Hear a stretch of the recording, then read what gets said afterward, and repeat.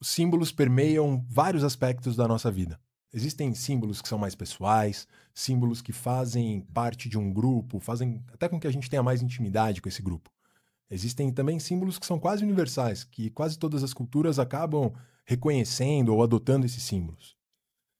Muitas vezes, inclusive quando a gente sonha, aparecem símbolos como esses, aparecem imagens, aparecem coisas que deixam a gente perplexo. A gente tem sentimentos complexos quando a gente lida com essas questões.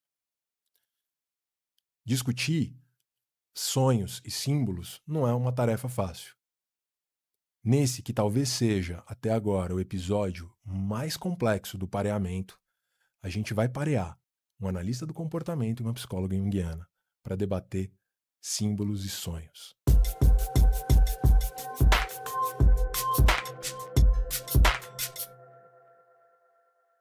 Esse é o Pareamento, um projeto do Instituto Par que visa a divulgação científica em análise do comportamento. Meu nome é Henrique Ângelo, sou um psicólogo analista do comportamento e hoje eu convidei duas pessoas muito especiais para debater símbolos e sonhos. A gente vai começar apresentando a Elisa Musha. Elisa Harumi Musha, né? A Elisa é uma das professoras mais queridas do curso de Psicologia no Mackenzie. Ela é professora, supervisora lá. Hoje a gente estava conversando um pouco mais cedo e ela estava falando sobre a ascendência Okinawa dela, o quanto que isso representa tudo que ela tem investigado, tudo que ela tem trabalhado, tudo que ela tem feito, né? Ela vai poder falar um pouco mais sobre isso para a gente. Ela tem mestrado e doutorado em Psicologia Social pela PUC, tem trabalhado com processos grupais e como terapeuta também. O que mais, Elisa? Bom, primeiro dizer que eu estou aqui perdendo, que são dois analistas do comportamento e uma que está se atrevendo a estar aqui no meio dessa roda. E você, Henrique, primeiro agradecer, né, por esse convite, por estar aqui conhecendo o Rodrigo. E você trouxe na tua apresentação esse podcast que talvez seja um dos mais complexos. E a gente aqui na Analítica gosta, né, de coisa complexa, né, de uma teoria dos complexos.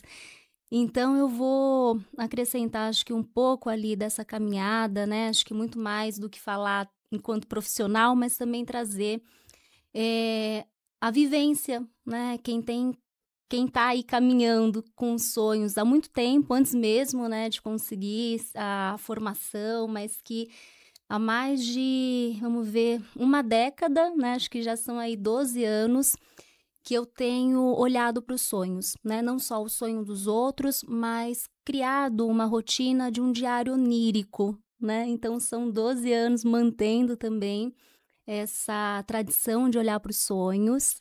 Então, também quero acrescentar nessa minha apresentação alguém que ama, né? Profundamente olhar para os sonhos, né? Não só dos outros, mas também fazer esse processo desse lado, né, que a gente que escolhe a psicologia, às vezes é muito fácil, né? Aquela clássica frase, fale-me mais sobre você, não é isso?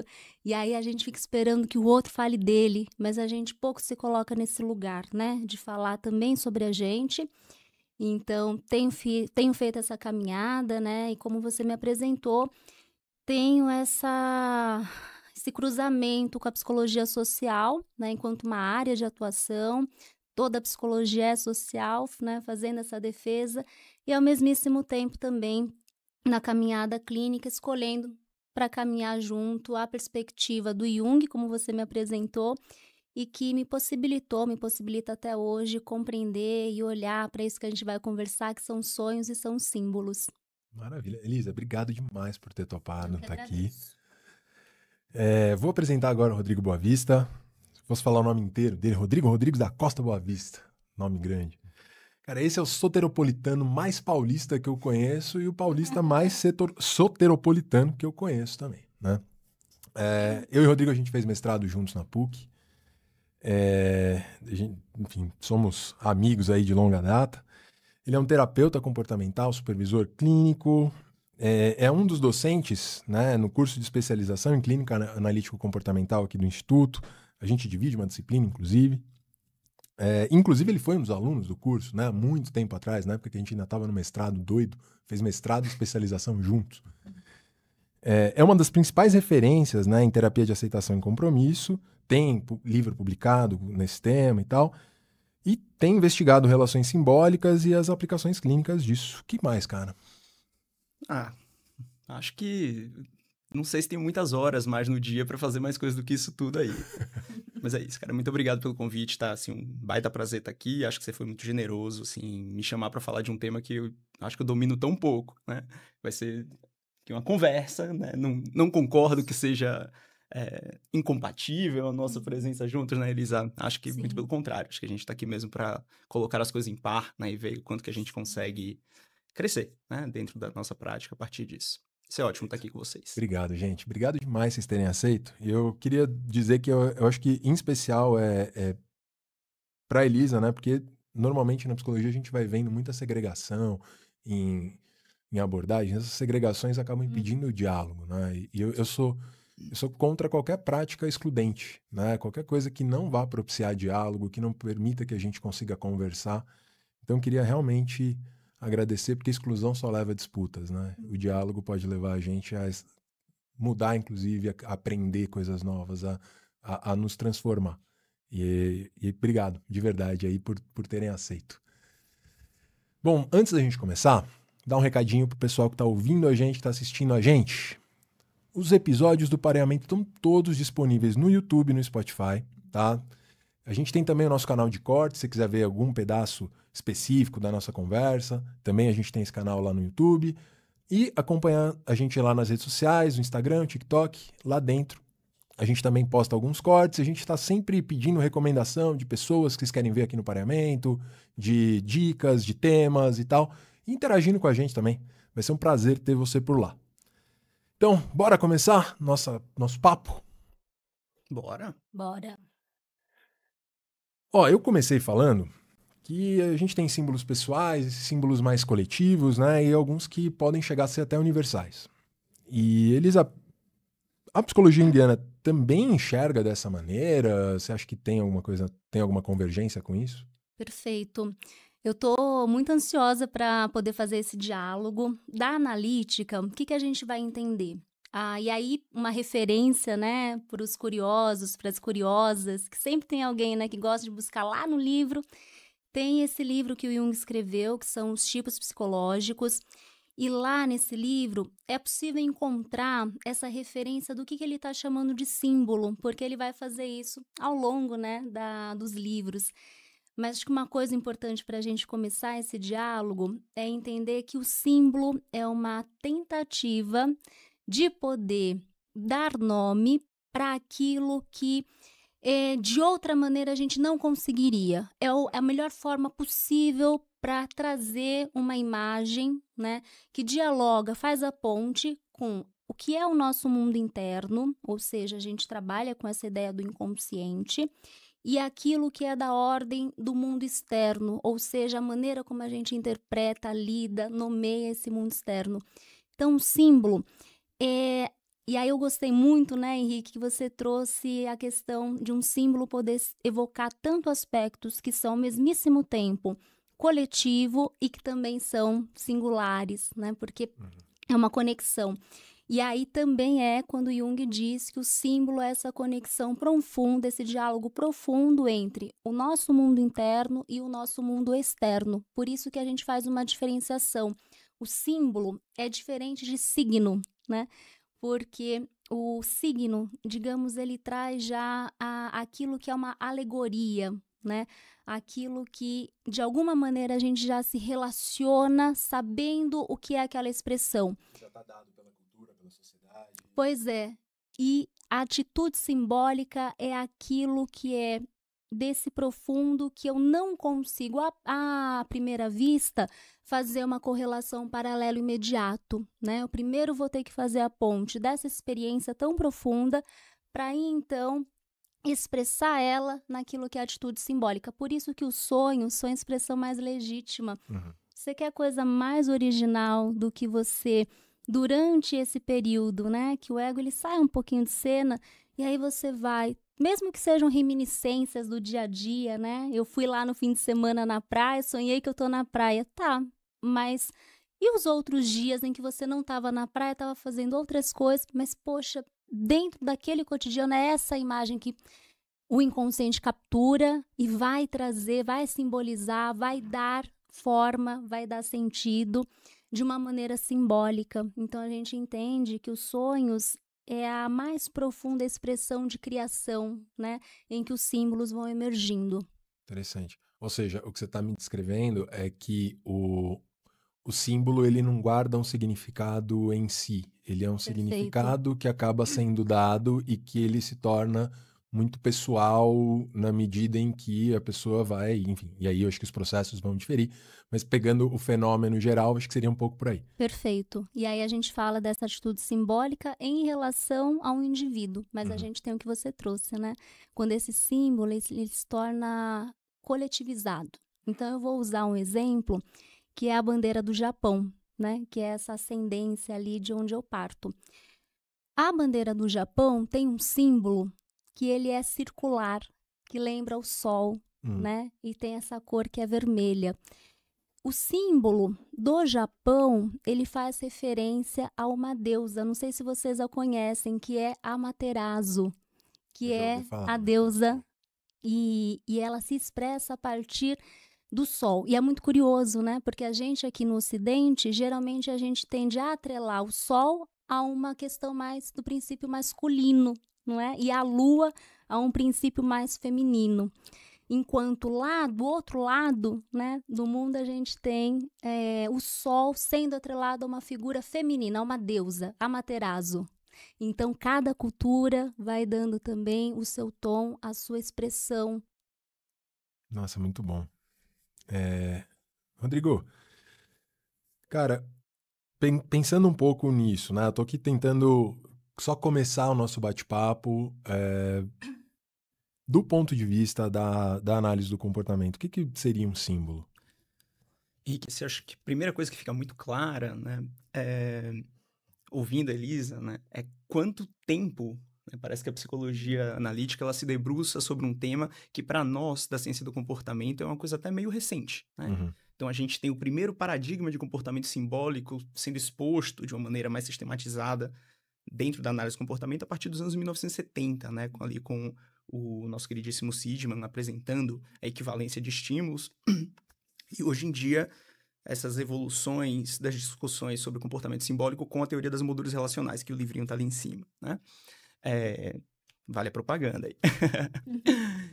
Cara, de um jeito simples, né, a gente poderia dizer que dentro de uma compreensão analítica comportamental, Elisa, o comportamento simbólico nada mais é do que você responder a uma condição X como se você estivesse diante de uma condição Y, né? Então, pensando nessa analogia da bandeira, né? Então, nos protestos, né, que a gente acompanha, quando as pessoas queimam uma bandeira, por exemplo, né,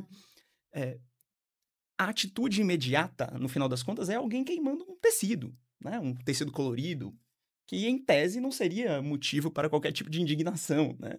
Mas não, né? Dado que aquele tecido, ele em algum momento, ele foi colocado em relação com algo muito maior, né? Como uma identidade nacional, por exemplo, né?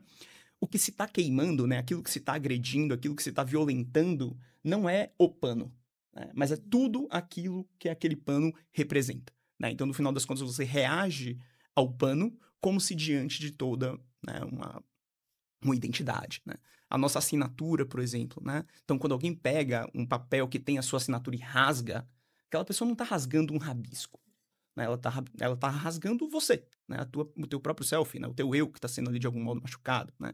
Fica simbolizado também ali nas rupturas de relacionamento, né? Quando as pessoas rasgam as fotos e separam as fotos, né? Então você reage àquele pedaço ali de papel fotográfico como se diante do próprio vínculo, né? Então, na nossa leitura atual, né, dentro da ciência do comportamento, a gente poderia dizer que um símbolo nada mais é do que uma relação de estímulos, né? Então a gente tem um indivíduo reagindo a um estímulo específico como se estivesse diante de um outro estímulo que ele foi, de algum modo, treinado a relacionar, né? Isso vale também, né, para esses fenômenos que eles são idiosincráticos, né, da ordem do indivíduo, mas eles também podem ser coletivizados, né, na medida em que a gente tem contingências que elas têm aí por base uma tendência, né, de que o reforçamento ele seja de algum modo generalizado, né? Então as pessoas tendem a relacionar de uma determinada maneira numa dada cultura. Os idiomas, né, são representativos disso que a gente está discutindo aqui. Ou seja, as relações, acho que até traduzindo alguns termos aí para quem não conhece, contingências, reforçamentos e tá tudo certo, eu acho que a gente tem que falar em alguns termos. O que a gente está discutindo aqui é que tem algumas relações que vão, como a gente entende o mundo, né, análise do comportamento, a partir de uma noção histórico-interacionista, a gente vai tendo uma história de relações ali que vão fazendo com que esse indivíduo vá aprendendo a agir de uma forma ou de outra ao longo da história dele, ele vai se transformando, né?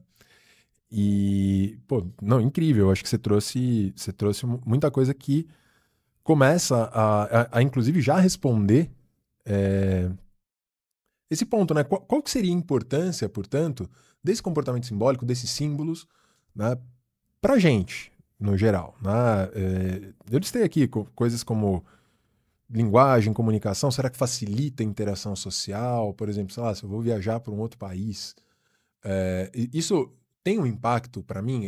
Eu ter, né, esses símbolos vão me ajudar a interagir com o diferente, com o outro que eu não estou acostumado, com uma situação nova, enfim.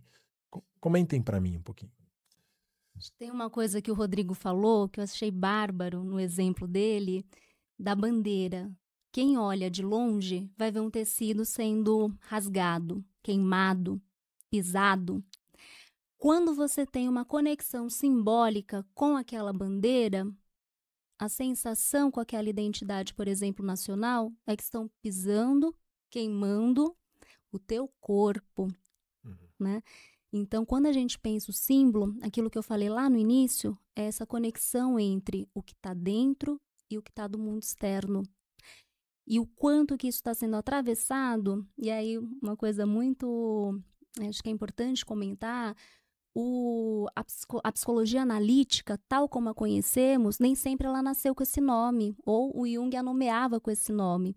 E uma das várias, né, nomenclaturas, digamos assim, que já circulou, era a psicologia simbólica. Depois, psicologia dos complexos, né, afetivos. E aí, depois, se culminou na psicologia analítica. Essa ênfase que está sendo dada nessa atitude simbólica que vai fazendo uma ponte com os nossos afetos. E o afeto não dá para entender o afeto apenas da ordem racional, né? Quem olha de fora vai descrever um comportamento. Agora, quando a gente considera também o que está acontecendo ali nessa atitude simbólica que conecta com uma experiência que não é só individual, no exemplo que o Rodrigo trouxe, mas que é numa instância também, numa identificação coletiva que emerge ali, a gente vê o símbolo mobiliza energia psíquica com esses afetos. Esta energia, ela vai fazendo, e é algo que não é da ordem. Por isso que eu sempre bato esse martelo, né, do abstrato. Porque às vezes falar do jeito que a gente está falando, poxa, mas e a materialidade disso? Poxa, mas a materialidade que se expressa num comportamento, às vezes, de uma tristeza, de uma raiva, de uma exaltação, isso é a materialização daquilo que é também conectado com esse mundo interno. E aí, a ponte, quando você pergunta, né, Henrique, qual que é a importância de olhar para a vida simbólica? Qual a importância de olhar a partir, por exemplo, dos sonhos? Posso fazer um comentário em cima do que você Com falou? certeza, deve. Eu achei curioso que a hora que você estava falando, né, sobre o fato de você... daquilo que você está sentindo, ele ser pessoal, né? Eu diria que o símbolo, ele começa a, me pareceu, assim, que ele vai crescendo na medida em que ele começa a representar uma série de relações diferentes que você vai tendo. Então, por exemplo, a bandeira queimada. Cara, não é só a bandeira que tá ali que tá sendo queimada, né? Eu cresci nesse país. Ou, eu fiz muitas coisas com esse lugar. A minha identidade começou a se construir ali nessa relação. Várias das relações familiares que eu tenho são importantes porque a gente tem como coisas comuns essa relação, né?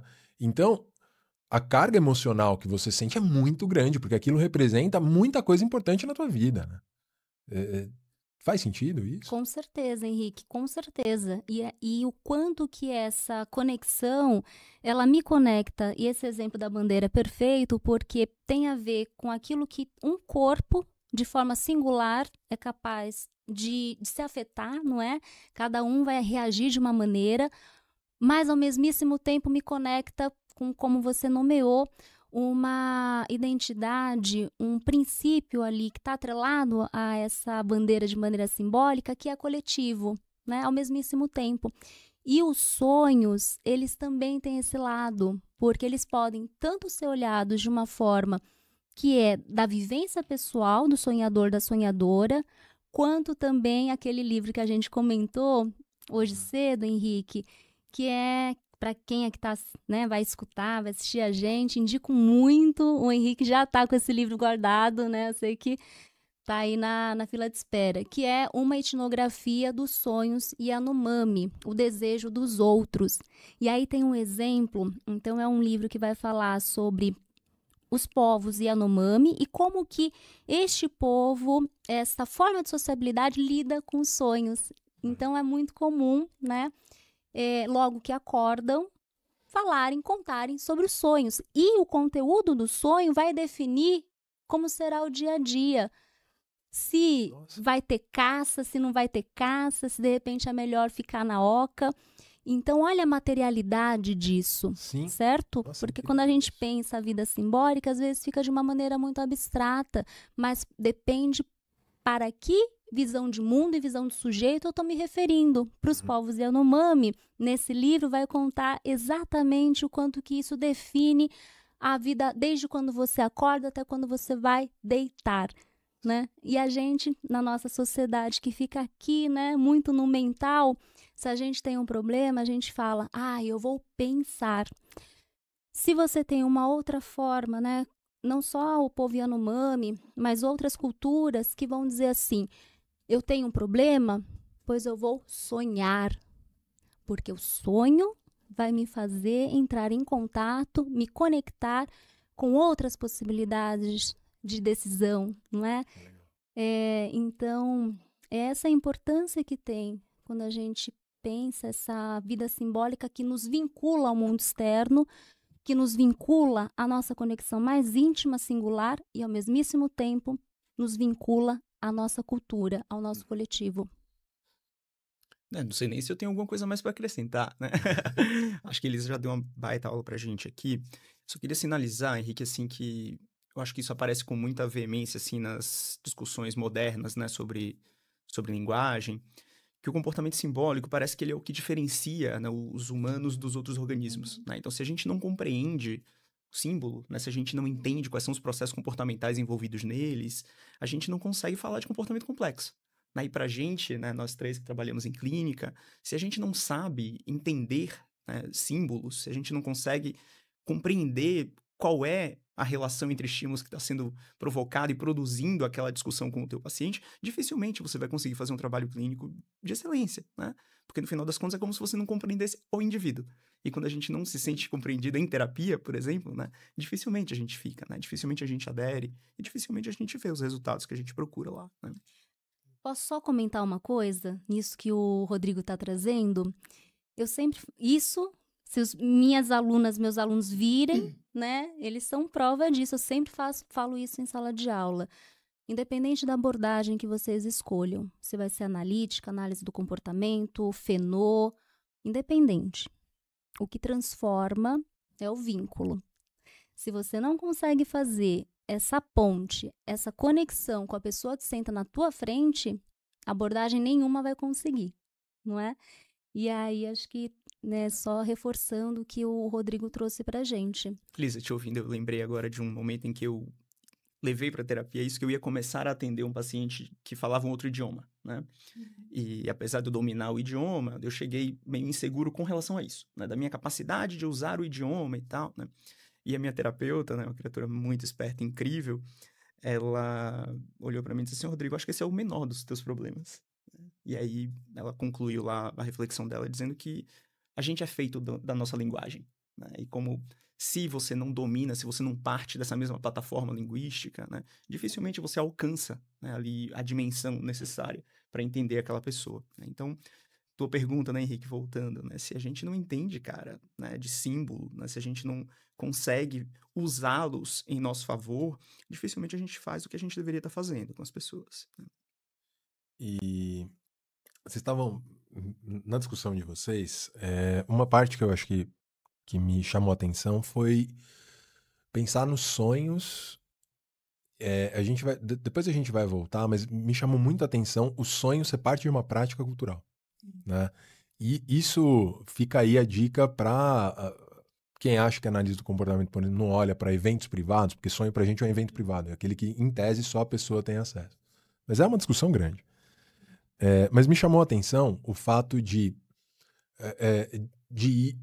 esse sonho ele tem um papel tão importante num coletivo. Porque vocês estão falando aqui, em todo momento, de relações humanas, e nas relações humanas a gente tem contato, a gente tem contatos sociais, a gente estabelece relações, a gente estabelece afetos com as pessoas, né? E aí, tanto na terapia, quanto se a gente for pensar nesses símbolos que começam a ser representados na cultura Yanomami, por exemplo, cara, eu tô achando que, pelo menos, a gente chegou num ponto que eu preciso de relações humanas, eu preciso de contatos humanos, pelo menos, para eu começar a estabelecer relações simbólicas. Fez sentido? E preciso de tempo. Porque uma coisa que eu tenho visto muito quando a gente fala de sonhos é quase como se fosse alguns têm essa habilidade, outros não têm, né? Quando eu digo assim, são 12 anos sonhando. Pera, parece que é algo assim, é esta pessoa que tem, né? Não, não é. É o quanto que a gente abre caminho para que a gente possa ter acesso a essa experiência de lembrar dos sonhos, porque isso não é dado, como você trouxe, a questão da cultura. Pensando onde nós estamos. O Rodrigo é dessa terra incrível que é Salvador. Você vai me dizer como é que é sonhar em Salvador, como é que é sonhar em São Paulo, certo? Deve sonhar com trânsito. Meu sonho era ir para Salvador, conhecer a Bahia. Eu fui em janeiro, que professor é assim, né? Professor é assim, a gente tem férias com os alunos, né? Janeiro. E então as condições materiais que a gente vai tendo, externas, elas vão delimitando também a possibilidade de relação com os nossos sonhos, né? Uhum. E eles, acho que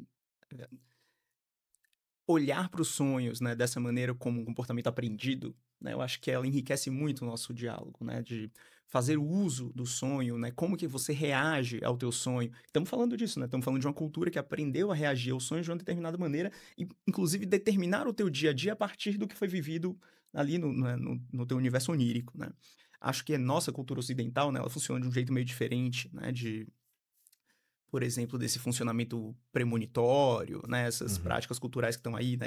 O sonho ser representativo de um número específico no jogo do bicho, né? E isso aí, de algum modo, vai mudando também o comportamento das pessoas.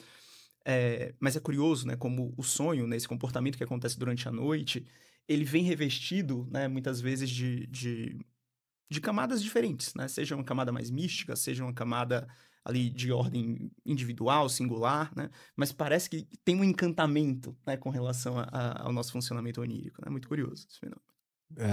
E é interessante porque toda a linguagem, né, que vocês estavam falando, ela parece que também tem, né? Se você for pegar outras práticas, por exemplo, a psicanálise freudiana, ela se baseia em linguagem, né, em certa medida.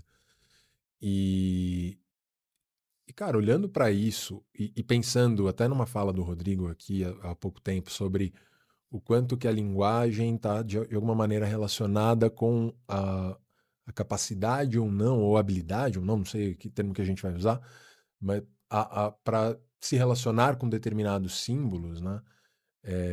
A gente tem a própria linguagem em si é um conjunto de símbolos, né? Inclusive até não existe nenhuma correspondência entre o que a gente exatamente aquilo que a gente fala e o que está escrito. E a gente entende as duas coisas. Se você lê aqui pareamento, está escrito... O pá não tem a ver com PA. Isso é estabelecido na nossa cultura. Né? Até porque...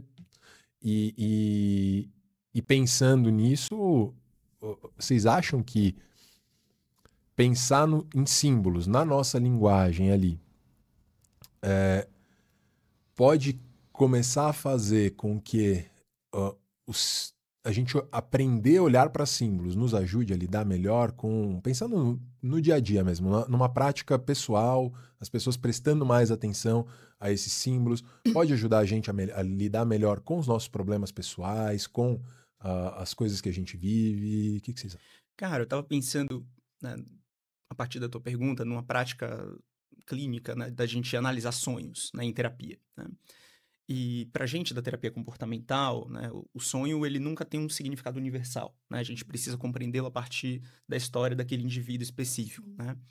E usar a análise de sonhos, né, como uma estratégia de promoção de autoconhecimento passa muitas vezes por ensinar uma habilidade muito específica que é de relacionar eventos, né? Então, olhar para o sonho como um fenômeno metafórico, né? Então, o que aquilo ali diz sobre o que você tem vivido recentemente ou o que você tem vivido ao longo da tua vida e que faz sentido que você veja isso atualmente, né? Uhum. É um jeito, Henrique, de você ensinar habilidades que são fundamentais para o autoconhecimento, né? E no final das contas, né, lá em última medida, também para construção de autonomia, né, e autocontrole, né? Então, ensinar o indivíduo a estabelecer essas relações simbólicas com os fenômenos que ele vai vivendo no dia a dia já é um jeito de prepará-lo para a mudança de comportamento, né? Porque na medida em que você consegue enxergar o modo como você reage a uma determinada imagem, som, né? E o quanto que isso afeta o resto do teu comportamento, já é fazer o trabalho terapêutico, né? Já é o jeito da gente ensinar habilidades que são fundamentais para essa mudança de vida numa direção que o indivíduo está procurando, né? Só um comentário, que quando às vezes o pessoal fala que é ensinar, né, a gente lembra que a gente não ensina descrevendo, porque tem uma imagem, né, de terapia comportamental que é diretiva, né? Não. É ensinar, é um processo quase socrático. É isso mesmo, mas é perguntando mesmo, né? Tipo, e isso aqui se relaciona com a tua vida como, né? É isso, perfeito. Parto. Né? Mas é na pergunta, né? Na interrogação, né? Tipo, e né, sonhar com isso faz você pensar em quê, né? Uhum. Isso aqui diz o quê sobre a gente, né? E a gente, nosso processo terapêutico, inclusive, né? Sim. Então, acho que são, cara, assim, compreender símbolos, compreender sonhos, usar sonhos como símbolos, né? Aqui nessa relação direta, é um jeito já de fazer promoção de mudança de comportamento, né? E pode ser muito útil mesmo. Lisa, quer complementar alguma coisa? Primeiro dizer, Rodrigo, que a gente está alinhado, né? Na analítica a gente fala de sincronicidade, ou seja, quando tem uns encontros ali internos, externos e aquilo ali, né? Se cruzam. Por quê? Porque o Rodrigo foi respondendo a partir dessa perspectiva, dessa mudança na atitude de uma pessoa. E aí eu ouvi tua pergunta, eu falei sim, né? E isso, não vou repetir o que o Rodrigo já disse. E o quanto que a gente também pode fazer essa ponte nessa mudança coletiva também de quem nós somos. Porque tem uma palavra que você usou, Rodrigo, quando você disse assim, é um encantamento, né? A gente pensa essa vida simbólica, a capacidade de poder se encantar num mundo tão distópico quanto é o que a gente está vivenciando hoje, ainda mais a nível aqui da nossa realidade brasileira, extremamente violento, né?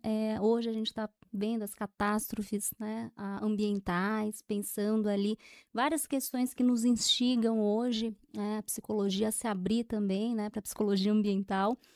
E aí lembrei do livro dos Sonhos Yanomami, porque é um livro de uma pesquisadora que vai fazer a ponte com o Davi Kopenawa, né?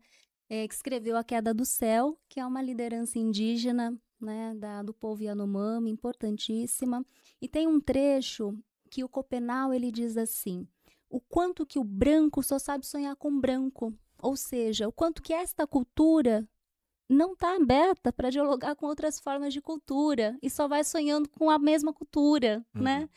E aí, o Kopenawa, ele diz assim, pois eu fui para fora, eu saí aqui, né, de onde eu estava, para viajar para as Europas, né? E aí fui compreender a importância de sonhar com a floresta, porque se eu não olhar a floresta também de dentro, deste mundo interno, eu vou ver a floresta queimando num drone de cima para baixo. Eu sei que está tendo a desmatação, eu sei que os povos indígenas estão sendo exterminados, mas aquilo não se conecta com quem eu estou neste território. Estou sendo nesta cultura. Não me implico, não é? E aí, quando Copenau faz esse alerta, é preciso ensinar os brancos a sonharem com a floresta, é preciso também encontrar neste mundo interno, nessa vida simbólica, aquilo que sempre nos esteve com a gente, não é? E aí é uma capacidade em que a gente fala do encantamento. Encantamento não na posição ingênua, não é isso, né? Mas é nessa conexão em que eu me afeto. Eu não estou vendo a floresta queimar por uma imagem num drone, mas me entendo parte desse processo. Então, acho que a gente fazer essa conexão, né? Você me instigou a fazer isso, Henrique, com a tua pergunta. Muito bom. Eu fiquei pensando se isso não tem uma relação com valores. Super tem, cara. Acho que tem muito. Ouvindo Elisa, eu tava pensando, né, nessa pergunta. Como que a gente faz para ensinar alguém a sonhar com a floresta, né? Desde os anos 1950, cara, a gente tem as pesquisas, né, com sonhos, de como que a gente influencia os sonhos, né? E é isso, né? Resto de dia a dia é capaz, né, de influenciar sonho. Tem aquela pesquisa clássica lá que a gente ensina em processos psicológicos básicos, né? Da pessoa que fica o dia inteiro com os óculos, com a lente vermelha, e quando é acordado durante a noite, se pergunta se estava sonhando ou não. Sim, estava sonhando. E qual era a cor do sonho? Era vermelho, né? Dado que você consegue fazer esse impacto. Mas não é disso que a gente está falando, né? A gente não está falando sobre o aspecto ali topográfico, né? Da cara do sonho. A gente está falando sobre o efeito dele, né? Então, sonhar com a floresta, Elisa, talvez seja uma coisa muito mais da ordem dos valores, né? Assim, da ordem do significado do fenômeno. E aí a gente precisa pensar como que a gente atribui, né, novos sentidos para um mesmo símbolo, né? Porque, no final das contas, é isso. A cara do sonho pode ser importante, pode ser relevante, né, ali na nossa discussão, enquanto especialmente na terapia como coleta de dados, né, para você entender, né, o fenômeno que está na tua frente, que é aquela pessoa, mas não é suficiente, né, para a gente promover as mudanças que a gente está pensando em promover, né, seja a nível individual, mas especialmente, né, a nível cultural, né, e aí talvez você consiga falar muito melhor disso, né, já que a tua prática acadêmica passou ali pelo universo da cultura, como que a gente consegue, né, transformar os símbolos, né, de uma determinada comunidade a ponto de fazê-la se tornar mais ou menos cuidadosa com o que precisa ser cuidado, né? Eu vou falar um negócio, vai parecer que eu vou fugir totalmente, mas eu fiquei pensando em futebol, por exemplo. Tá? Você tem lá o escudo de um time, que é um símbolo, e eu, cara, comecei a trabalhar com psicologia do esporte, assim, né? E eu sempre tive meu time, não vou falar aqui para não gerar discordâncias, né? Não, aqui dentro a gente tem que dar uma segurada. Ah, é? Opa, lógico, né? Mas a gente pode falar do nosso time. Vocês podem, à vontade. E da nossa insatisfação com o time também. Cara, como é que anda a Vitória? O Vitória anda mal atualmente, A gente perdeu ontem, sofrido. E é isso, né? Quando a gente vai olhar para isso, você já tem toda uma paixão e tal, mas você vai trabalhar com o time adversário, por exemplo. Você chega lá no time adversário, você não pode, mas é outra coisa, é outra relação que você vai estabelecendo. Então, aquele escudo que antes significava algo, começa a mudar. E até, inclusive, é uma prática para identificação das pessoas no grupo, a cor da camisa, o próprio escudo que está sendo usado. E isso, gente, vale para qualquer coisa. Olha aqui, a gente está usando símbolos aqui. A gente tem o símbolo do Instituto Par que está atrás de vocês. Tem o símbolo do pareamento, que inclusive uma das estratégias comportamentais para estabelecer novas relações é pareamento, né? Que é juntar símbolos diferentes. E esse é o objetivo até desse podcast, dessa nossa conversa. E a gente conseguir estabelecer diálogos e mudar, portanto, valores dentro da nossa comunidade. Eu fiquei pensando isso, cara, que talvez essa seja uma estratégia, a gente começar a pensar em, cara, por que a gente não começa fazendo trabalhos com grupos, por exemplo? Uma das coisas importantes é a gente começar estabelecendo símbolos. Eu já tenho feito isso com grupos, com psicologia do esporte e tal. Estabelecer símbolos. Beleza. Porque isso conecta as pessoas. E devagar você vai mudando, né? Você vai tendo coisas super simbólicas ali, né? Atitudes, algumas vezes, não só a imagem, né? Uhum. Como um torcedor do Vitória da Bahia, né? Eu estou um pouco acostumado com a ideia do time não frequentar a série de elite do futebol brasileiro, né? E passar por alguns rebaixamentos, né? E tem uma prática, cara, que é, né, super frequente quando o time é rebaixado, que é a bandeira, né? O bandeirão do estádio ser virado de ponta cabeça, né? Então, na medida em que o time cai, a bandeira é virada, né? E ela só é virada de volta quando o time tem o acesso de novo para a divisão de elite, né? Isso aconteceu no ano passado com o meu time, inclusive, né? E apresentar, Henrique, assim, essa imagem nas preleções dos jogos, né? Tem um efeito, né, sobre esses atletas, né? Tipo, até quando vocês vão tolerar, né, que essas pessoas todas que vieram aqui por vocês vejam o time de ponta cabeça, né? Fora do lugar que ele deveria ocupar e tudo mais, né? Então, acho que esse é um jeito, né, de evidenciar essa aplicação que você está sugerindo, né? O ponto é, talvez nessa comunidade que ela já tem uma identificação, ela já tem a sintonia, né, já tem elementos de convergência, seja muito mais simples da gente conseguir, simples entre todas as aspas possíveis, né? Mas acho que a gente está falando, por exemplo, né, da discussão que a Elisa trouxe agora há pouco, de um fenômeno muito mais amplo, né? Então, o homem branco, né? O homem branco, olha o tamanho, né, dessa comunidade, né? Qual é a bandeira que a gente vai ter que virar, né? E a gente tá vendo hoje duas bandeiras. Hoje acho que a gente começa a ver duas bandeiras viradas de uma maneira muito intensa que acabam gerando, inclusive, uma aversão ao outro, ao símbolo do outro, né? Eu, inclusive, acho que pela dificuldade que você descreveu, das pessoas não estarem se relacionando entre si, né? Você tem uma dificuldade. A gente até teve um episódio que discutia um pouco o choque de culturas. E o problema que algumas vezes é a gente ter contato com a diversidade. Uhum. E o que vocês acham disso? A gente não pode romantizar, né, a diversidade, porque ter o contato com a diversidade é lidar, né, do lugar que você parte, também dos seus privilégios dentro desse contexto cultural. Então, eu sou uma mulher amarela. A Laura Ueno, uma pesquisadora, uma psicóloga, que ela fala muito em relação à população amarela, do mito da minoria modelo. Aquela coisa de que, sabe aquele estereótipo? Sentou um japa na tua frente, você perdeu o lugar no vestibular. Não tem? Um grande estereótipo em que você vai impregnando um determinado grupo a partir de um fenótipo dentro de determinadas características que já estão pré-estabelecidas, não é? Uhum. Então, quando você lida com a diversidade, a alteridade, isso faz com que você também tenha que se ler. Quem é você dentro desse contexto? Perfeito. Então, dentro de um país, Brasil, racista, misógino, classista, não é? Elitista, eu estou numa condição que eu tenho, sim, privilégios. Uhum. Porque esse mito da minoria modelo me coloca com um valor positivo em relação, por exemplo, à marca da inteligência ou à marca da disciplina. Porque isso é valorizado dentro dessa sociedade, dessa cultura. Dentro dessa cultura. Então, é difícil lidar com a diversidade, porque implica não só falar do outro que é diverso, mas implica a si mesmo se ler, se reaver, não é?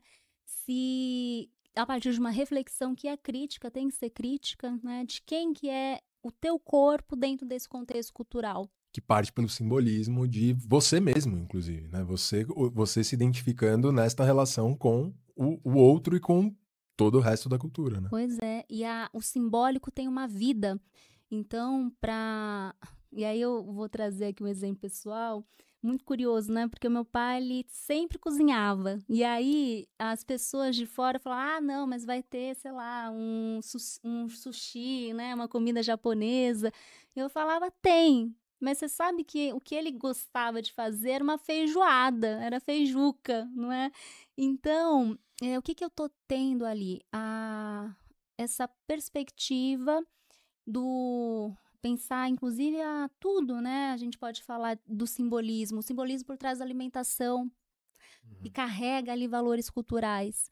Só que esse simbolismo, ele se materializa. Então, quando eu tenho uma cultura, então eu sou neta e bisneta de imigrantes japoneses.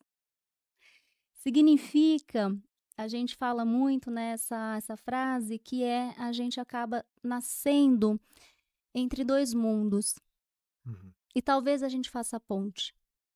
Porque dentro dessa perspectiva da imposição de uma cultura soberana sobre a outra, é muito difícil fazer a ponte entre esses dois mundos. Você vai crescendo com a sensação de que você não é nem desse lado, mas também você não é do outro lado.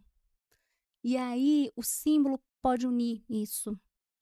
Quando eu pego a via da alimentação, não é? Que tem ali a comida, que se expressa a partir deste outro lado do mundo, mas também junta com esse outro lado, daqui que é onde os meus pés pisam. Então, o quanto que isso é imprescindível, né? Quando a gente pensa em diversidade. Qual que é o símbolo da tua cultura? Não é isso? E se você vem, né?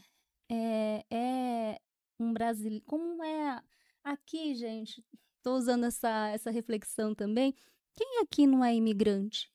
Porque quem pisou o pé aqui primeiro foram os povos indígenas. Então, de alguma maneira, somos todos, né? Em maior, menor escala, tendo consciência, não tendo tanta consciência disso.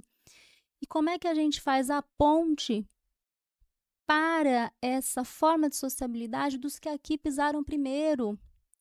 Não olhando como o exótico, porque o exótico, aí já acabou o diálogo, né? Sim. Tá fora de mim, né? Tá ali, eu aponto o dedo. A diversidade é reconhecer o outro em nós. E isso é muito difícil.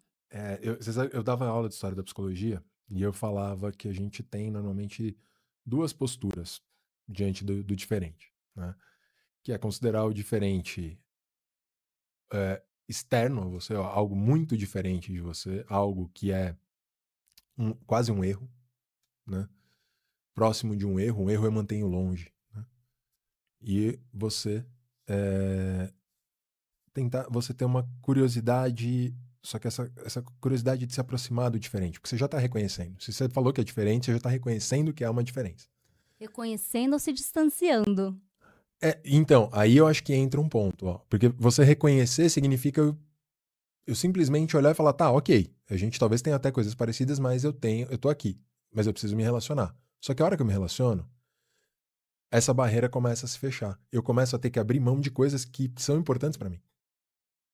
Né? E isso, nesse episódio que a gente falou de choque cultural, ficou bastante claro.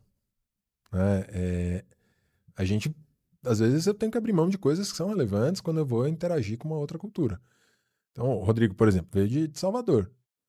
Aposto que você come um acarajé de vez em quando aí, aqui em São Paulo.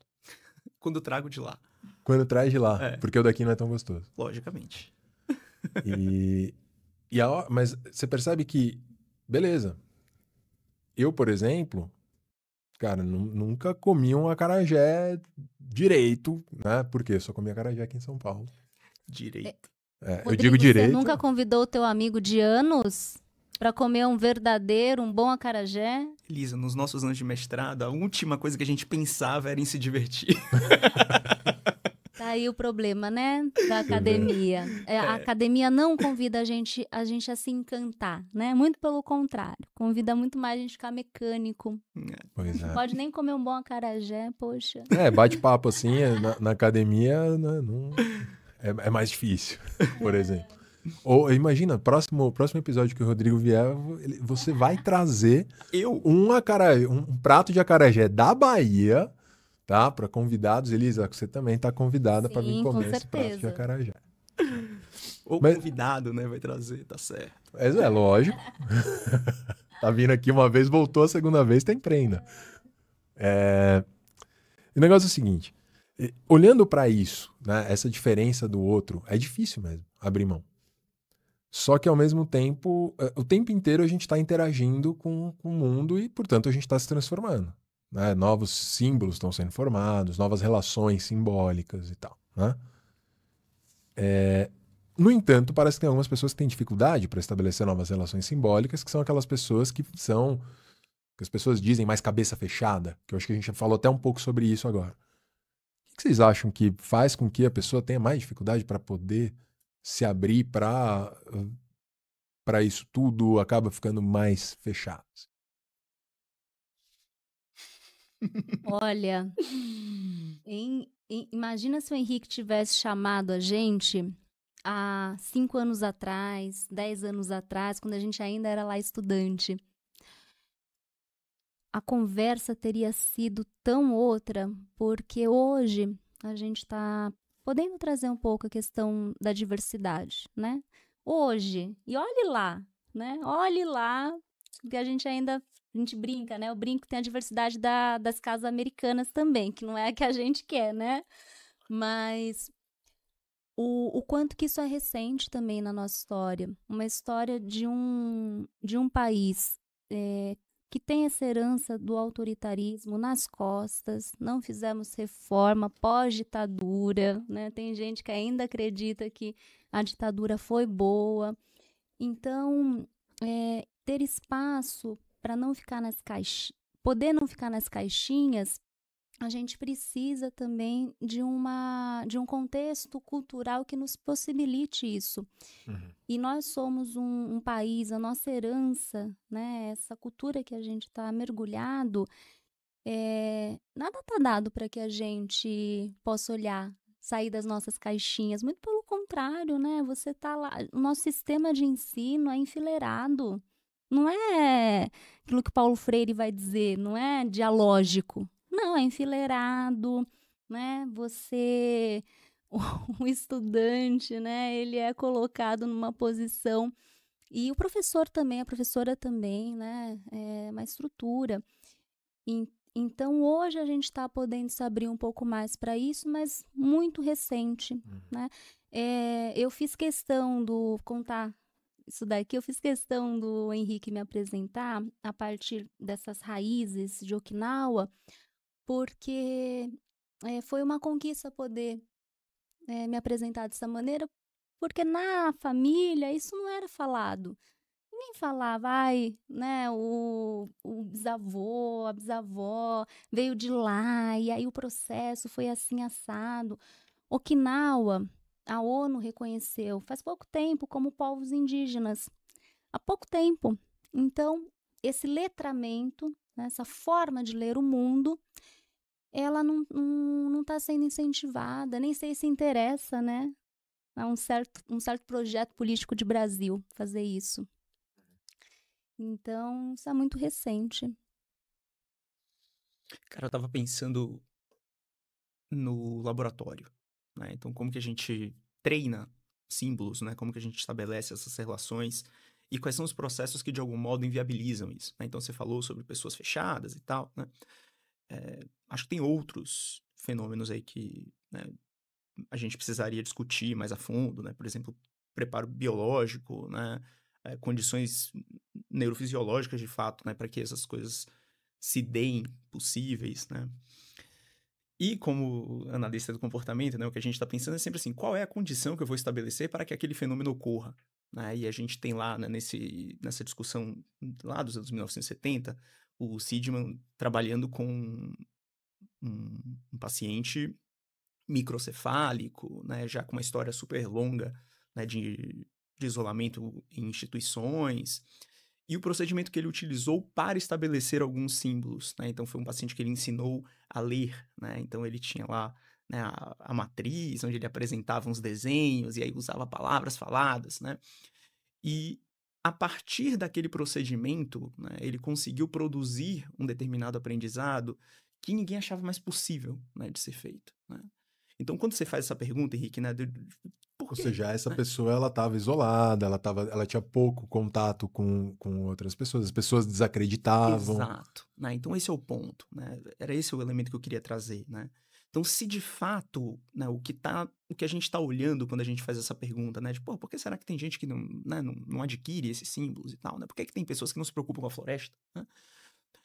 A gente está falando de incapacidade, né? Ou a gente está falando sobre a ausência de contextos suficientemente poderosos para produzir esses aprendizados, né? Então, as pesquisas em teoria das molduras relacionais, né, a tal da RFT, elas vão dizer para a gente que para a gente produzir essas relações entre estímulos, a gente precisa daquela história do treino de múltiplos exemplares, né? Então, você precisa encharcar o indivíduo de oportunidades de aprendizado para que, de fato, se estabeleçam essas relações simbólicas, né? E mais do que isso, né? Então a gente tem também outros fenômenos que acabam inviabilizando, né? Então eu estava pensando aqui na minha avó, né? Vocês estavam falando sobre as raízes, né? E minha avó é uma criatura que é muito, assim, afeita às discussões dos sonhos, né? Que era o tema da gente, né? Inclusive o presente dela de Natal foi um livro sobre o significado dos sonhos, né? E por mais, né, que a gente já tenha conversado algumas vezes, né, sobre, poxa, vó, né, na prática clínica, interpretar sonho é um pouco diferente, né? A gente não olha para esses significados universais, né? Mas para ela, o sonho, ele tá de uma maneira tão colada, né, com outro funcionamento, né, do que o meu, né, que parece que é meio inflexível, né? Então, tipo, poxa, por que ela não topa a ideia de que tem um outro jeito de olhar para o sonho, né? E aí a pergunta inversa é, tipo, por que eu também não topo? Né? Por que eu não consigo simplesmente aceitar que, né, para algumas condições, vai ser desse jeito, né? E precisa né, prevalecer a minha visão como psicólogo, especialista no tema e tudo mais, né? Então parece que tem outros fenômenos ali, né? E a gente, talvez, se a discussão fosse mais teórica, a gente pudesse olhar para esses fenômenos verbais, né? Como que a própria linguagem acaba deixando tudo mais estereotipado, né? Como que a gente, às vezes, agarrado numa determinada forma, né, de falar sobre o mundo, a gente se torna menos sensível, né, para essa diversidade que a gente estava discutindo aqui, né? E eu penso nisso, o quanto que, em vários momentos, esse pode ser um viés só de quem lida com esse fenômeno muito na clínica e tal, claro que a gente lida na vida e também, né, na sala de aula, mas muitas vezes o indivíduo que começa a ficar mais inflexível, né, que eu acho que é um pouco sobre isso que a gente está falando, ele está vivendo, na verdade, uma série de situações, ou que ele foi vetado de participar de algumas situações, ou ele foi perdendo coisas que foram muito importantes para ele na vida, ou ele está passando por uma condição de privação muito extrema, né? Por exemplo, imagina só o cara, na vida inteira dele, o cara sempre conseguiu ter o emprego dele, conseguiu sustentar a família e tal. De repente, ele perdeu isso, e aí chega alguém e fala pro cara assim, ó, a culpa disso aí é daquela pessoa. E aí você começa a ter um monte de gente em volta que começa a fomentar que a culpa é do fulano por ele estar vivendo tudo aquilo e pronto, se estabeleceu uma relação ali que fica muito difícil sair. Mas me parece que para sustentar essa inflexibilidade, você precisa ter, querendo ou não, uma vida cheia de limitações. Assim, eu não sei se faz sentido. Uhum. Acho que você está apontando, Henrique, assim, o dedo para os fenômenos motivacionais, né? No final das contas, é meio isso. Quando a gente está vivendo motivações muito, muito, muito intensas, né, parece que o comportamento ele fica mais rígido mesmo, né? Uhum. E aí acho que a variabilidade, que ela poderia ser uma, né, dos fenômenos colaterais da motivação, ele acaba sendo restrito. Uhum. E aí a gente passa a topar, né, respostas rápidas, né? Tecnicamente falando, né, reforçadores de curto prazo, nessas condições que enrijecem o comportamento. Né? Isso aí. E você, Elisa, o que você acha? Fiquei pensando na fala do Rodrigo, quando você coloca essa importância da sensibilidade. E aí tem me chamado muita atenção quanto que isso não está dado para a psicologia. Muito pelo contrário, às vezes a gente já vem com aquele cabeção, né, da teoria, e aí isso muitas vezes impossibilita que a gente tenha um corpo sensível a poder, como o exemplo da tua avó, entender que não tem uma resposta, uma maneira de olhar para esse sonho. E aí, quando a gente vem lá, a nossa teoria deveria facilitar o contato sensível as múltiplas experiências. Uhum. Mas se a gente não toma cuidado, a gente vai fazendo uma psicologia. E aí, voltar lá para a tua apresentação, Henrique, da importância desse movimento que você está trazendo, quando você convidou a gente, você falou, olha, eu quero diálogo. E aí você já abriu uma porta para mim, porque você falou poder juntar num espaço, não a partir desse, digamos assim, daquilo que nos diferencia a princípio, mas botar nós que escolhemos fazer psicologia, ou seja, né, essa grande ali psicologia, que é muita coisa, né, mas pelo menos a psicologia que eu acredito é uma psicologia que não tem medo de botar o dedo na ferida, né, uma psicologia crítica, uma psicologia que está preocupada em olhar essa multiculturalidade, não está preocupada em dar respostas rápidas, mas está aquilo que a gente eu brinco muito, né, também. Não existe não existe resposta certa para a pergunta errada. Então a gente tem que aprender a fazer as perguntas, né? E aí a gente fica numa coisa na nossa profissão, né? De muitas vezes também, se a gente não toma cuidado, como o exemplo que você deu da tua avó, você já responde qual que é a maneira certa, né, de fazer, de olhar para o sonho. Mas espera, você nem perguntou como é que a senhora olha para são os seus sonhos, né? Como é que você olha para os seus sonhos? Então, hoje a gente... Né, e isso não é de hoje, né? Acho que desde sempre. Mas que bom que a gente está podendo fazer isso aqui, né, junto com o Henrique, Rodrigo. E isso é sair da caixinha. É poder conversar, né? Eu acho que eu tenho visto um movimento meio triste dentro da nossa área, que é um movimento de compartimentalização. Acho que ele não é novo, né? Mas ele é um movimento excludente. E eu comecei a estar falando um pouco sobre isso. E olhar para essas possibilidades essa flexibilidade que a gente está conversando, não implica necessariamente eu abrir mão daquilo. O Rodrigo não precisa deixar de ser terapeuta porque ele foi conversar com a avó dele e entendeu que existe uma outra perspectiva. Pelo contrário, ele está se comunicando. Ele está ali, ó. Tá, existe uma pessoa que é diferente de mim. Não é isso, Rô? Fala um pouco mais. Esse é o funcionamento, cara. Uma vez que eu identifico que existe ali uma divergência, que eu consigo observar o meu próprio comportamento e que existe uma tendência de me afastar, né? Talvez esse seja um movimento mais precioso, né, da observação e do exercício que a gente está fazendo aqui, né? O treinamento na psicologia é um treinamento combativo, muitas vezes, né? Uhum. Pelo menos a minha formação, ela teve esse viés, né, de escolas divergirem, escolas de pensamento divergirem, por isso elas não poderem coabitar, né? Lembro na minha formação, já ali, de algum modo, interessado pela análise do comportamento, eu fui fazer um curso de formação em psicanálise, né? Entradas e saídas em análise do Freud e Lacan.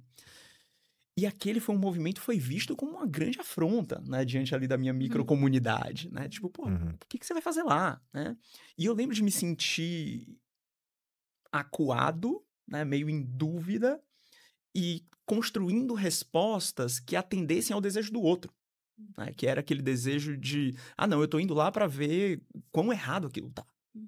Quando, na verdade, não, eu tinha uma baita curiosidade para entender por que aquele troço estava funcionando até hoje, por que quando a gente fala de psicologia, a primeira imagem que vem à cabeça das pessoas é o divã do Freud, né, e não o laboratório do Skinner, né, como a gente já viveu tantas vezes, né? Então, esse reconhecimento, né, do outro, ele passa muitas vezes pelo reconhecimento do eu, né? E aí, quando a gente consegue fazer o estabelecimento dessas relações, né, entre eu e outro, né, e quanto que essas coisas impactam o nosso comportamento, acho que todo mundo ganha, né? Que é mais ou menos o que a gente está fazendo aqui. A gente podia, né, Elisa, ter vindo aqui, bater boca um com o outro. Você me dizer quanto que a psicologia analítica ela é mais rica, né, na leitura dos símbolos, e eu poderia estar te dizendo aqui, mas se você não pisar no laboratório, tu nunca vai saber como que funciona o comportamento. Onde que a gente ia chegar com isso aqui? Né? Qual que é o seu benefício que a gente já está produzindo para a nossa comunidade e para a gente, reciprocamente, né? Então, acho que a gente ganha mais, né, Henrique, assim, quando a gente se junta, né, do que quando a gente se afasta. Eu concordo plenamente, cara.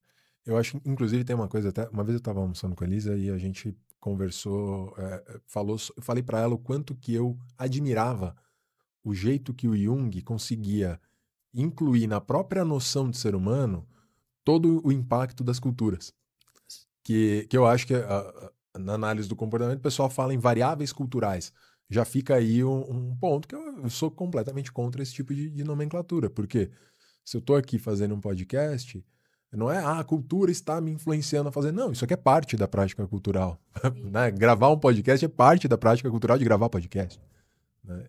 Ou parte de uma prática cultural que talvez só esteja se transformando, que é, por exemplo, um debate acadêmico que inicialmente era para ser feito numa mesa só, em um congresso, mas agora aqui a gente está num formato mais flexível, porque a nossa ciência está precisando ter mais espaço na nossa sociedade para debater o mundo.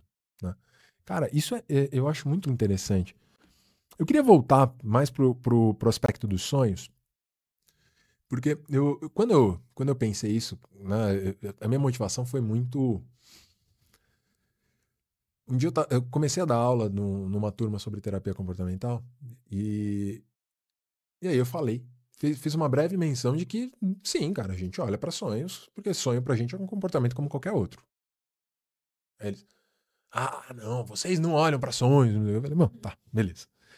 E aí eu contei um caso, né, de um cara que eu atendi há muito tempo, ele sonhou lá com uma pessoa que ele se relacionava. Quer dizer, ele não sonhou com ela, ele sonhou com todas as outras pessoas na vida dele. Ele estava dentro de um relacionamento abusivo, inclusive o último episódio foi sobre relacionamento abusivo. Se você não assistiu, fica aí. A gente vai pôr aqui no card, onde tiver, tá? Você assiste, tá? E aí ele lá nesse processo sonhou com todas as pessoas que ele queria encontrar e que ele não tinha encontrado, menos com aquela pessoa que estava no relacionamento com ele, que se relacionava com essa pessoa. Cara. E aí, na sessão, eu cheguei e falei assim, nossa, curioso, né? Eu sonho com todo mundo, menos com quem você mais tem contato. O que aconteceu?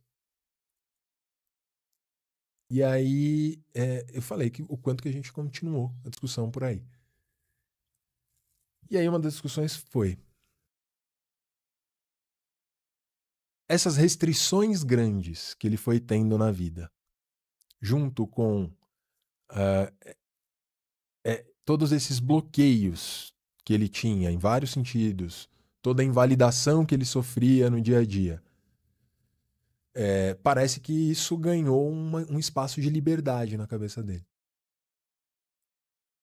Faz sentido isso para vocês dois? Ou não tanto? Eu tô pensando várias coisas aqui com esse exemplo, Henrique. E aí, vou trazer um pouco de onde eu tô pisando o pé, que é essa compreensão e não só a psicologia analítica, mas pensando quem olha, né, para esse inconsciente, e aí dialogar com vocês, porque é uma outra forma de olhar, né? E aí, como é que essas visões elas podem olhar esse mesmo fenômeno? Quando a gente pensa essa perspectiva de que o eu consciente, o ego, ou o ego, né, se a gente quiser dar esse nome, ele não é o senhor na própria casa. Então, a gente vai tendo diferentes coisas ali acontecendo e o sonho, o conteúdo do sonho desse cliente, né, desse paciente, enfim, que você traz, vai dizendo isso. Olha, hoje não é você que vai escolher, né, o conteúdo, a tua parte ali consciente, mas não no sentido também daquilo que é reprimido, né? Sim. Quando o Jung traz essa perspectiva, pode ser, né?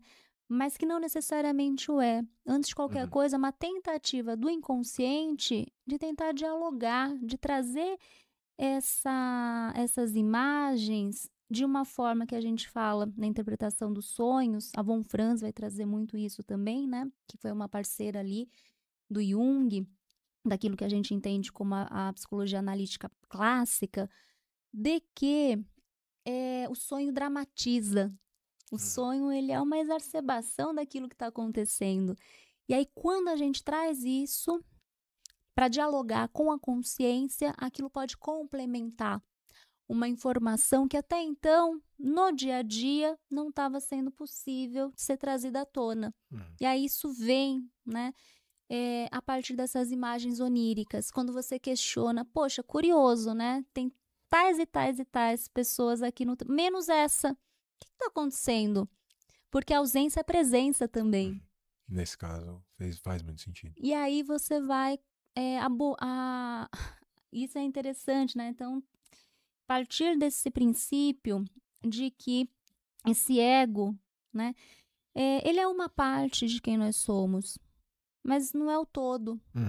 Então, os sonhos não necessariamente como conteúdo são reprimidos, né? Nesse inconsciente, mas o inconsciente tentando dialogar, olha, vem conversar, olha isso daqui, né? Faz a ponte. Por isso que pensando até naquela impossibilidade do cotidiano de você olhar para coisas, de conectar, né? Porque o símbolo que aparece no sonho tem a ver com aquilo que a gente poderia chamar, quem quiser se aprofunda depois no conceito, que é de função transcendente. O símbolo, ele contribui para uma conexão. O transcendente não é aquilo que é da ordem mística, não é isso, não é. O transcendente é aquilo que é a síntese entre o que está nesse mundo interno, do que está nesse ego, que está fazendo a mediação com o mundo externo, e aí surge um terceiro elemento. Uma coisa que antes não estava sendo olhada. Então, integra, né? Por isso que é aquilo que transcende, porque tem a possibilidade de conectar, de integrar. Você. Cara, acho que quando a gente está em terapia, né, e a gente está propondo, né, uma escuta sobre os sonhos, tem uma primeira diferença que eu acho que a gente precisa fazer lá na frente, né? Que é a ocorrência do sonho, né? Então, olhar para o comportamento de sonhar e olhar para o comportamento de relatar o que se sonhou. Tá? E pode parecer muito sedutora a ideia de você atribuir as mesmas razões, né, para esses dois padrões de comportamento, quando, na verdade, podem ser muito diferentes. Né? E aí combina um pouco com o que a Elisa está contando, né, sobre aqui no encontro terapêutico, talvez dizer sobre o sonho viabilize que se diga coisas que a gente não conseguia dizer até esse momento. Né? Então, o relato do sonho como uma via para a gente acessar padrões de comportamento ou relações simbólicas que eventualmente foram punidas ou são puníveis. Né? Então, falar do sonho pode ser menos aversivo, né? Pode ser menos doloroso, menos sofrido do que falar daqui, né? Da realidade em vigília. Né? Então, a primeira coisa que fica na minha cabeça seria isso, né? Eu preciso me preocupar com os motivos pelos quais essa pessoa está me contando o que ela está me contando aqui, agora, né? Onde que a gente vai chegar? E aí a gente volta para o motivo do sonhar, né? O conteúdo do que é sonhado, né, ele pode também estar em função dessas variáveis de evitação, né? Pode, né, como o Skinner já propunha lá atrás, né, se valendo de uma ideia do Aristóteles, né, de que a restrição de estimulação, né, quando a gente está dormindo, viabiliza a ocorrência de respostas, então o nosso comportamento fica mais livre. Então, por isso que as leis da lógica, da física não operam nos sonhos, né? Então, acho que isso está ali presente também, né? Então, a gente tem menos estimulação, então, no final das contas, a gente tem controles mais restritos de estímulos ali ocorrendo, né? Mas tem um aspecto fundamental nessa história, cara, que é o modo como essas imagens ou esses sons, essas sensações, elas vão conversando umas com as outras e produzindo reações diferentes no indivíduo. Né? Então, tem um exemplo, né, lá da literatura, dentro da terapia comportamental, né, sobre interpretação de sonhos, que é o indivíduo sonhou com um coelho explodindo. Então, esse foi o relato, né, do indivíduo. Nossa, acordei e sonhei com um coelho explodindo. E a construção que se faz ali, né, para o conteúdo do que foi sonhado, né, e não para a função do sonhar, nem dizer que se sonhou, era o indivíduo estava deitado, ouviu ali um barulho de porta, né? Então, não necessariamente conscientemente, né? Então, o som, simplesmente, né? Ali o som da porta batendo, né? Essa porta batendo, ela de algum modo compartilhava propriedades físicas com o som de um filme que tinha uma explosão de um prédio, né? Que foi ali o filme que o cara tinha assistido na noite anterior. Esse filme tinha uma atriz que era a cara da ex-namorada dele. E essa ex-namorada, numa festa de aniversário, tinha dado para ele de presente um coelho de estimação. Né? E no final das contas, né, lá, juntando todas as funções comportamentais que estão sendo transferidas e transformadas a partir dessas relações simbólicas, a gente tem o coelho, né, explodindo. Né? Então, som e todas essas relações que estão ali implícitas nessas relações. Né? Essa é uma discussão que está ali, de algum modo, pautada nas redes simbólicas e o modo como a teoria das mudas relacionais enxerga o fenômeno, né, da linguagem. Mas só isso, né, só saber sobre isso, é muito pouco, né, para o que a gente faz ali em psicoterapia. Né? É muito mais... Quando a gente faz todo esse desenho, parece muito mais um exercício de vaidade do próprio terapeuta. Né? Parece muito mais, nossa, eu compreendo coisas que você não compreende. Né? E o Hélio Guilhard, né, que é um dos terapeutas comportamentais que está sempre defendendo, inclusive, a interpretação dos sonhos em terapia, ele diz pra gente assim, olha, lembra que você, como terapeuta comportamental, o teu critério de verdade é um critério pragmático. Ou seja, é o trabalho bem sucedido. Se a tua interpretação, né, que você constrói com o paciente, né, porque a interpretação é do paciente, não tua, né? Se essa interpretação ela não serve ao propósito de mudança que o teu paciente está pedindo, procurando, de nada adianta esse negócio. Né? Então, a gente precisa se preocupar também com qual vai ser o efeito disso aqui. Né? Qual que é o grande benefício da gente construir essa análise de, poxa, todo mundo apareceu no sonho, menos a pessoa tal. Isso diz o quê sobre a tua experiência nesse relacionamento específico? Né? E isso diz o que a partir de agora. Né? Uma vez que a gente está aqui podendo olhar para isso, e que talvez a gente não conseguisse olhar até agora, né? Isso vai mexer quais engrenagens na tua vida. Né? Nosso processo terapêutico, ele caminha para onde a partir disso? Né? Então, mais, Henrique, né? E acho que isso é muito importante para quem está na graduação, quem está aprendendo a ser terapeuta, né? Que de algum modo fica, né, eles assim, inspirado pelos textos clássicos, de oferecer interpretações mirabolantes, né?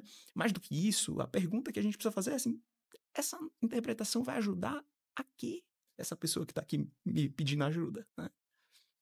Então, tudo isso passa na minha cabeça quando eu ouço alguém falando, né, sobre interpretações em clínica, né? E espero que o teu paciente tenha aproveitado a oportunidade. Foi o jeito que ele conseguiu me dizer que ele queria sair fora dessa relação. Né? Então, isso. Inclusive, perfeito. Gente, a gente está caminhando para o final. Eu queria fazer uma pergunta final para os dois.